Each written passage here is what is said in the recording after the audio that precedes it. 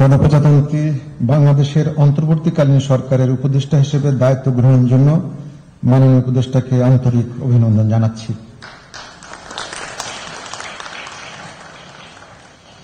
এখন আমি শপথ গ্রহণ অনুষ্ঠানের সমাপ্তি ঘোষণার জন্য মহামান্য রাষ্ট্রপতির সানুগ্রহ অনুমতি প্রার্থনা করছি। মহামান্য রাষ্ট্রপতির সানুগ্রহ অনুমতিক্রমে উপস্থিত সকলকে আন্তরিক ধন্যবাদ ও কৃতজ্ঞতা জানিয়ে শপথ গ্রহণ অনুষ্ঠানের সমাপ্তি ঘোষণা করছি এবং সবাইকে আপ্যায়নে অংশগ্রহণের জন্য আমন্ত্রণ জানাচ্ছি। সকলকে ধন্যবাদ। খোদা হাফেজ।